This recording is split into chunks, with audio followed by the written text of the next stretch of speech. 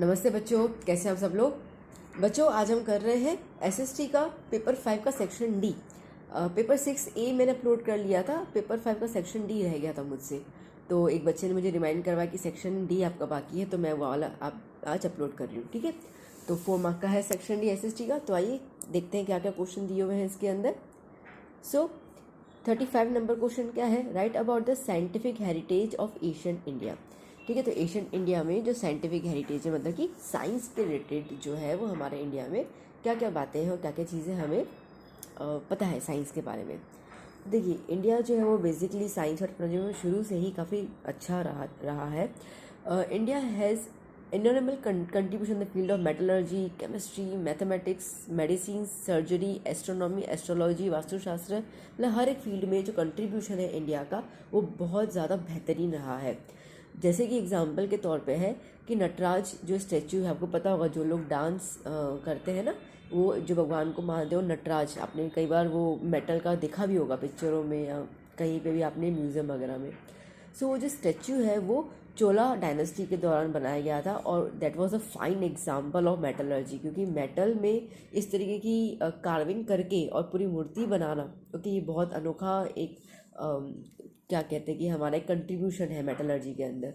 फिर Acharya Nagarjuna has made us proud with his immense and rich knowledge in the chemistry. क्योंकि chemistry में उनका बेहद अच्छा नॉलेज था, जिसकी वजह से उनके दो बहुत मशहूर बुक्स भी हैं, रस रत्नाकर और आरोग्य मंजरी। ठीक है, ये जो दोनों है उसके अंदर क्या क्या केमिकल्स हैं वो उन्होंने काफ़ी डिटेल में बताया हुआ है। मतलब यहाँ तक कि अभी भी जो मॉडर्न साइंस है वो इन दोनों बुक्स को काफ़ी ज़्यादा यूज़ करती है।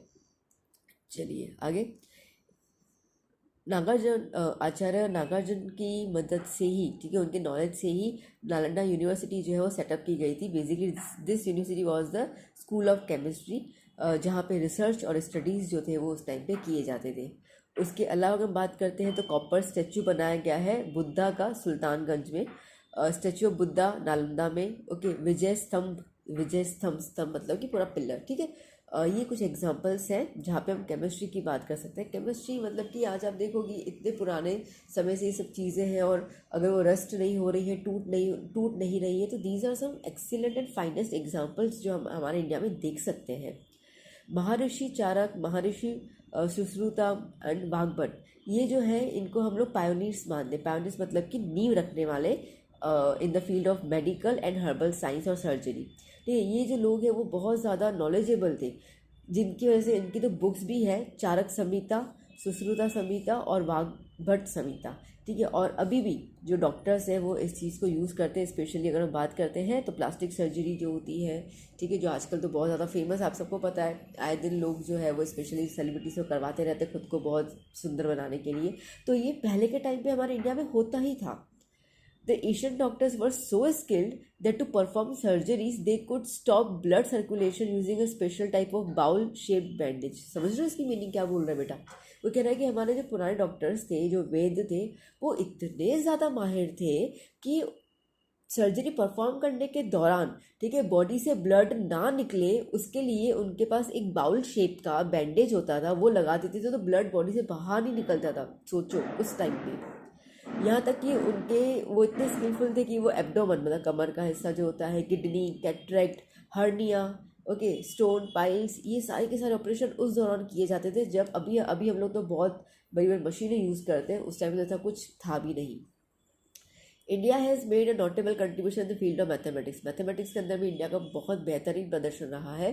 जैसे कि हम बात करते हैं तो ज़ीरो, ठीक है, उसकी डिस्कवरी इंडिया में हुई थी। Decimal system, algebra, okay, theorem of Baudhayana, geometry, arithmetic, ये जो है वो इंडिया से ही निकले हुए हैं।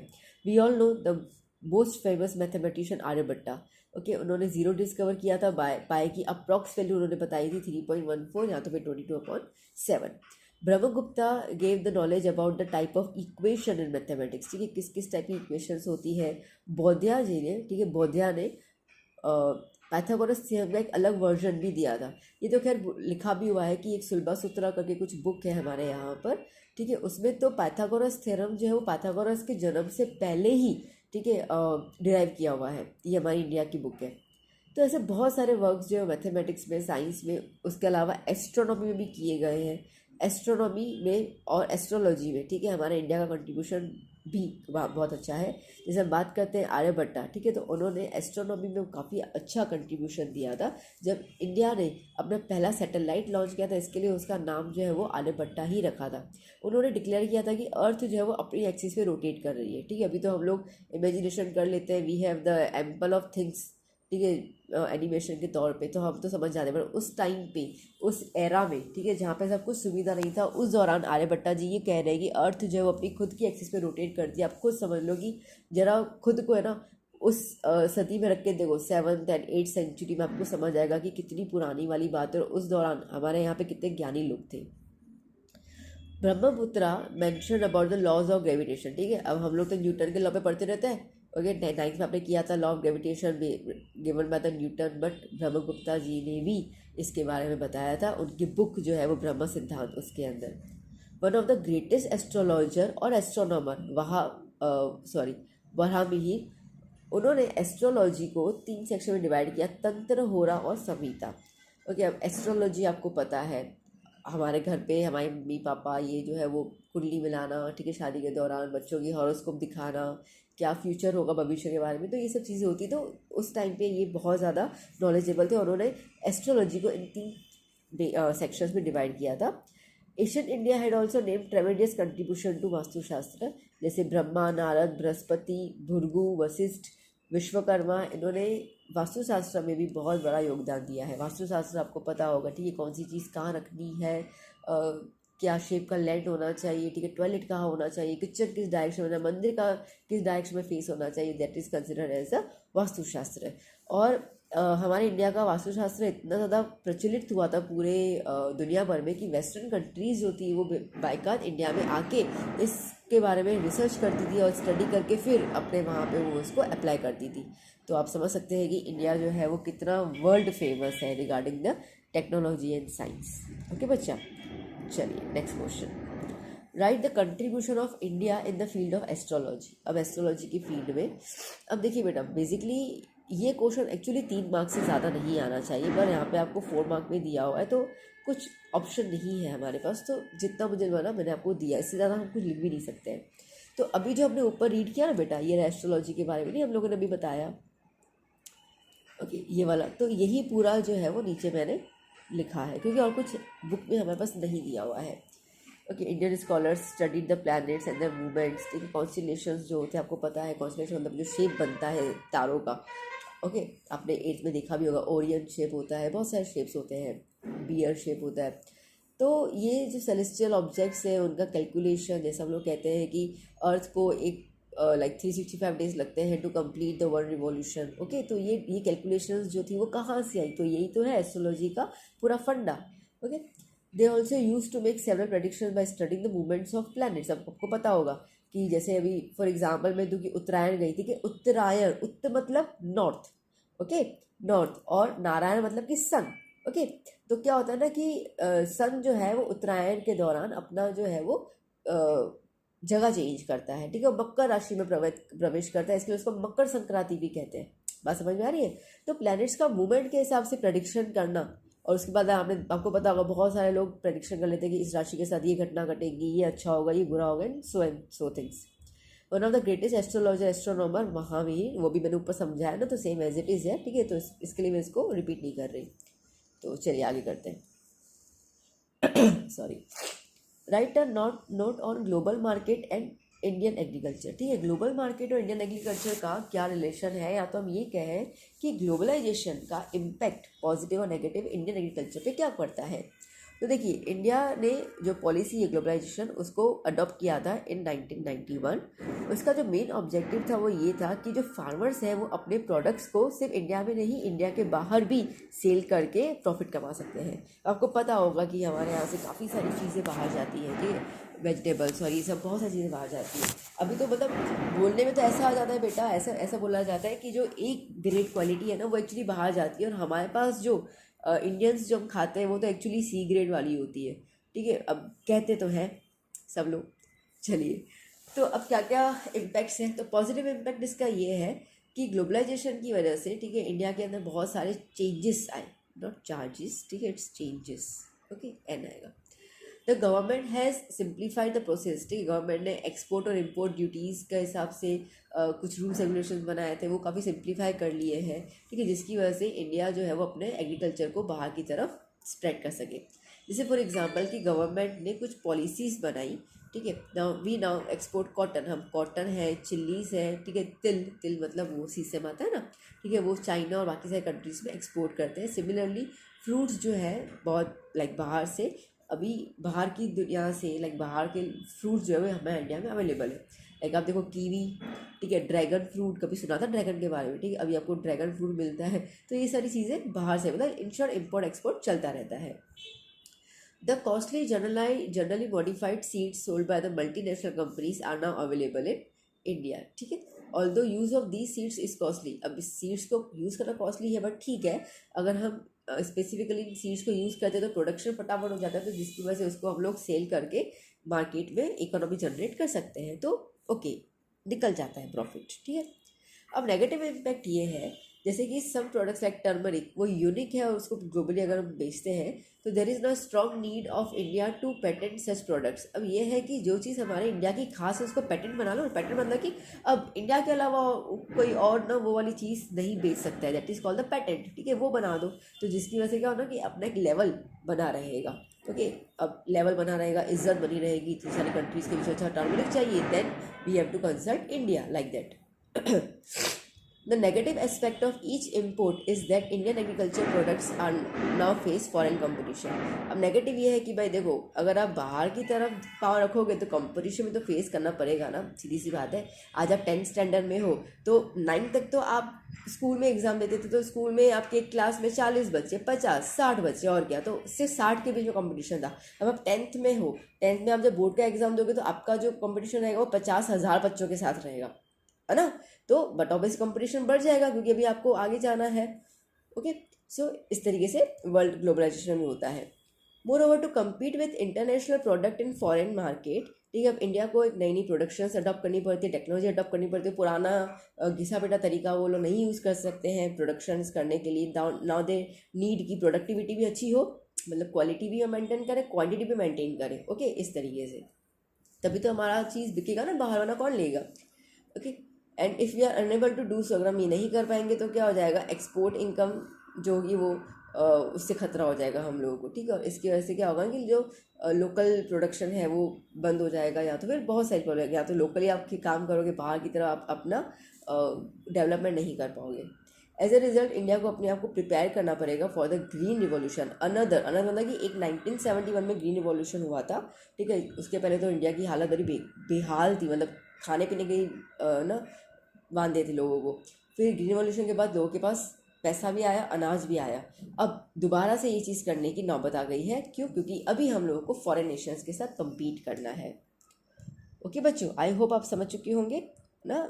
आई ट्राइड कि मैं बहुत ईजी लैंग्वेज में आपको एक्सप्लेन करूँ आंसर्स ना। राइट अबाउट, ओके, मनरेगा या मगनरेगा, ठीक है, normally Mahatma Gandhi national rural employment guarantee act, ठीक है। अब अगेन ये भी 3 मार्क में ही पूछा जाता है। पता नहीं गाला जी ने यहाँ पर, नवनीत गाला में इन्होंने यहाँ पे 4 मार्क में क्यों दिया है, कोई ज़रूरत ही नहीं है, पर ठीक है, चलिए। अब Mahatma Gandhi national rural employment guarantee, ये जो है वो basically wage based employed program है। मेरा प्रोनाउंसिएशन शायद थोड़ा आपको डिफरेंट लगे क्योंकि वो कोल्ड है थोड़ा, सॉरी, तो इसके लिए थोड़ा समझ जाना, ठीक है। मतलब कि डेली वेजेस जो होते हैं हमारे, ओके, रोज़ाना की इनकम के ऊपर है ये प्रोग्राम बनाया गया है। इसका मेन ऑब्जेक्टिव ये है कि लाइक पब्लिक कंस्ट्रक्शन जैसे होते हैं ना, एक्टिविटीज़ जो है वो इंक्रीज़ कर ले और इस तरीके से एम्प्लॉयमेंट दे। देखो लाइक कंस्ट्रक्शन, आपके घर के आसपास भी देना, बहुत सारी चीज़ें ना बन रही होंगी, कहीं पे रोड बन रहा है, कहीं पे मेट्रो बन रहा है, कहीं पे बिल्डिंगें बन रही है, ठीक है। तो कंस्ट्रक्शन में क्या होता है, लोगों की ज़रूरत होती है। अब लोगों की ज़रूरत होती है तो इस तरीके से उनको एम्प्लॉयमेंट मिल जाता है। तो ये प्रोग्राम ऐसा है कि हर एक घर में से एटलीस्ट एक बंदा जो है उसको एम्प्लॉयमेंट दिया जाएगा फॉर मिनिमम 100 डेज़। 100 डेज़ कम से कम, जिसके अंदर उनको 7 घंटे काम करना है एक दिन में, ठीक है। तो ये उनका एक मतलब, इससे क्या होगा ना कि 100 दिन लाइक 365 डेज होते हैं, अगर मिनिमम 100 दिन भी एक बंदा काम करता है तो एटलीस्ट वो बाकी के दिन जो है वो अपना पैसा जोड़ के रख सकता है, और कभी काम ना हो, ठीक है, तो वो उस दौरान उस पैसे का यूज़ कर सकता है इस तरीके से। तो लाइक भूखे मरने के चांसेस तो नहीं आएंगे ना, पेट भर खाना तो मिल जाएगा कम से कम। In this sense the program is an employment oriented program. यहाँ पे जो वेजेस होते हैं वो गवर्नमेंट फिक्स कर लेती है, पहले नहीं होता था, ठीक है, पहले तो जिसको मर्जी जैसा वैसा देते थे, जिसकी वजह से क्या लोगों के साथ एक्सप्लॉयटेशन होता था। फिर गवर्नमेंट ने कहा कि नहीं, इतना तो आपको देना ही है, लाइक फॉर एग्जाम्पल कि पर डे आपको 300 तो देना ही है, ओके, इस तरीके से। As per this act the person who demand job would be provide job, ठीक है, जिसको काम करने की शिद्दत है उसको काम मिलेगा। अगर जिसको काम करने की शिद्दत है उसको काम नहीं मिल रहा है और गवर्नमेंट उसको काम देने में असफल हो जाती है तो गवर्नमेंट को उसको अनएम्प्लॉयमेंट अलाउंस देना पड़ेगा, ठीक है, मतलब कि पैसा देना पड़ेगा गवर्नमेंट को। Okay, government gives employment in village development project such as like toilets बनाना, ठीक है, कुएँ बनाना, हॉर्टिकल्चर हो जाता है, लैंड को लेवल करना, टी प्लांटेशन, ठीक है, labour work in Indira Awas Yojana, fish drawing yard, ठीक है, तो बहुत सारी चीज़ें। इन शॉर्ट आपके आसपास जितनी चीज़ें घटनाएं घट रही हैं, आप देख रहे हो ये काम हो रहा है, वो काम हो रहा है, तो समझ लेना वो वाले सारे काम लिख के आ जाना, ठीक है। चलो नेक्स्ट 37 का optional, state the provisions of माँ अन्नपूर्णा योजना as part of program to provide food security, ठीक है। अब क्या है इसका मतलब, तो इसका मतलब यहाँ पर ये है कि माँ अन्नपूर्णा योजना जो है, ओके, उसके अंदर क्या क्या प्रोविजंस हैं वो हमें बताने हैं यहाँ पर। देखो अभी national food security act, okay, NFSA, ये गुजरात में इम्प्लीमेंट किया गया था under the name of the माँ अन्नपूर्णा, ठीक है। अन्नपूर्णा बेसिकली एक हमारी माता होती है, ठीक है, उसके नाम पे ये रखा गया अन्नपूर्णा, होता है कि अन्न देने वाली माता, ओके। तो अब इसका मेन एम क्या था, तो main aim of the project is to provide cereals at concessional rate, concession मतलब कि बहुत ज़्यादा मिनिमम रेट में गरीबों को, मिडिल क्लास लोगों को खाना पहुंचाया जाए। To supply food grains to the needy middle class families in the urban as well as rural, शहर और गांव दोनों में। ये जो स्कीम है इसके अंदर BPL मतलब below poverty line, okay, Antyodaya and APL families, APL मतलब अबव पॉवर्टी लाइन से थोड़ा सा ऊपर है, ठीक है, ज़्यादा नहीं है, इन सबको इस स्कीम के अंडर कवर किया जाता है। जो गुजरात की चीफ मिनिस्टर थी आनंदीबेन पटेल, ठीक है, उन्होंने ये इम्प्लीमेंट किया था फूड सिक्योरिटी, और फिर उसको रीनेम करके माँ अन्नपूर्णा योजना स्कीम जो था वो स्टेट अथॉरिटीज़ के थ्रू डेवलप किया था। अब इसके अंदर ये है कि 35 kg फूड ग्रेन जो है वो फ्री अंत्योदया और BPL फैमिलीज को प्रोवाइड किया जाएगा अंडर द PDS मतलब पब्लिक डिस्ट्रीब्यूशन सिस्टम। जो नीडी मिडिल क्लास है उनको 5 kg ग्रेन पर पर्सन पर मंथ, ठीक है, एक महीने में एक इंसान को 5 किलोग्राम का अनाज दिया जाएगा। जैसे कि चावल दिए जाएंगे 3 रुपये में 1 किलो, और गेहूँ दिया जाएगा 2 रुपये में 1 किलो, ठीक है। और कोर्स मतलब कैसा होता है, कोर्स ग्रेन मतलब कि मोटे मोटे जो ग्रेन्स होते हैं, ठीक है, जैसे दाल हो जाती है, ठीक है, मोटी सी ऐसा, तो वो ग्रेन्स हम कहते हैं। दलिया हो जाता है, तो ऐसी कुछ चीज़ें हैं, वो 1 रुपये पर kg तो हो गए ना यहाँ पे, इससे कि 5 kg हो गए, ठीक है। अब उसके बाद मोदी जी ने, PM Modi remove this condition, वो कंडीशन उन्होंने रिमूव कर ली, ये जो इस तरीके से था ना, ठीक है, उन्होंने ऐसा मना कर लिया कि नहीं ऐसा नहीं करेंगे, और हम लोग पूरा का पूरा 35 kg फूड ग्रेन जो है वो बहुत कम रेट में देंगे, मतलब कि फ्री नहीं देंगे हम लोग, ठीक है, हम लोग बहुत कम रेट में 35 kg जितना पर फैमिली जो है वो दिया जाएगा पर मंथ।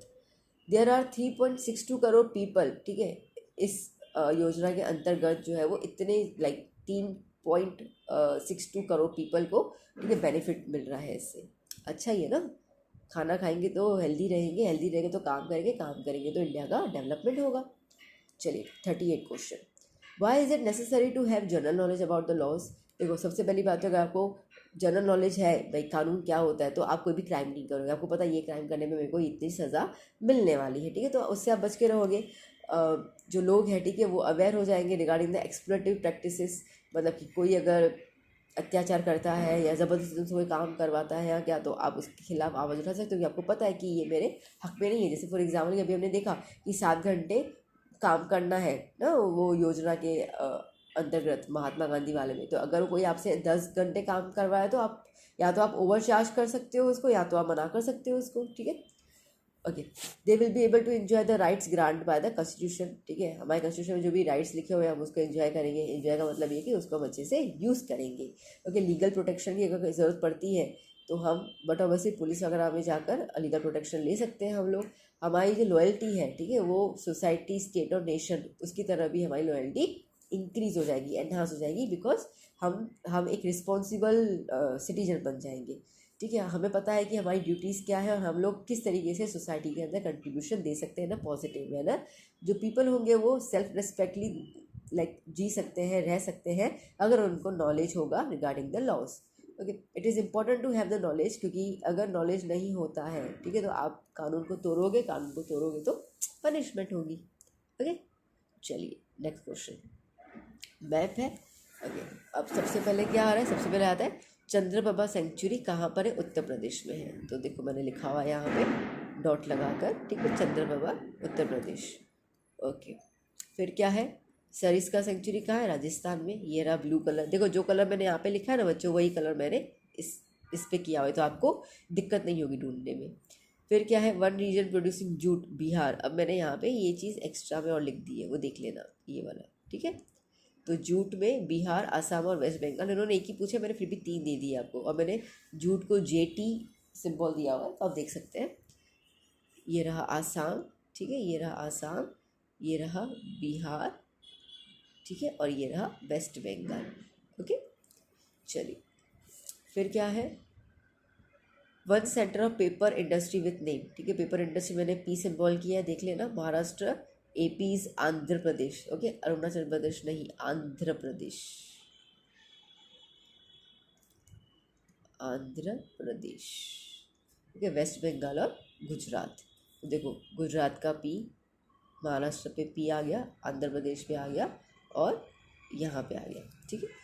चलिए फिर क्या है, one centre for fighter planes building industry with name, ठीक है। अब फाइटर प्लेन्स जो है वो प्लस की साइन मैंने यहाँ पे लगाई है, ठीक है, प्लस की साइन है।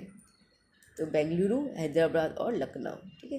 अब लखनऊ किस में आना है, यूपी में ही आता है, तो ये ऑलरेडी है, प्लस की साइन देख सकते हो। हैदराबाद तेलंगाना में है, ठीक है, प्लस की साइन, और ये हुआ बेंगलुरु।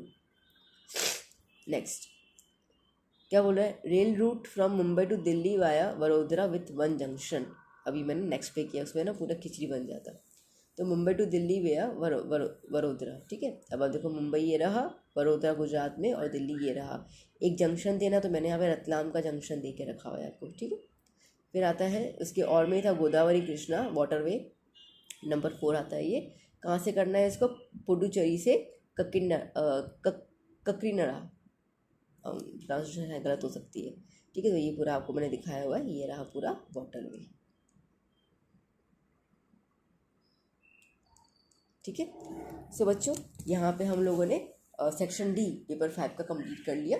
आई होप आपको समझ में आ चुका होगा, ठीक है। अच्छे से मैंने सब कुछ डिटेलिंग भी आपको समझा दिया। पहले थोड़ा सा मतलब मैं वर्ड लेके समझा, अभी मैंने पूरा रीड करके समझाया, ताकि आपको समझ में भी आ जाए कि आंसर भी यहाँ पे लिखा हुआ है। तो चलिए बच्चों, अभी हम मिलेंगे नेक्स्ट क्लास में एक नए पेपर के साथ, नए सब्जेक्ट के साथ, ठीक है, नई इन्फॉर्मेशन के साथ। टिल देन आप अच्छे पढ़ते रहिए, वीडियो को शेयर कीजिए, आपको वीडियो अच्छा लगा हो तो लाइक कीजिए। अब आपको पसंद आया है वो चीज़ तो मुझे आपके लाइक से पता चलेगा ना, ठीक है। तो आप लाइक करेंगे तो मुझे पता चलेगा कि बच्चों को वीडियो जो है वो पसंद आया है। तो अभी हम मिलेंगे नेक्स्ट क्लास में, और आपको कुछ और हेल्प चाहिए, कुछ और हो तो आप ज़रूर कमेंट सेक्शन में बताइएगा मुझे। बाय बच्चा, take care, keep study, keep hard working.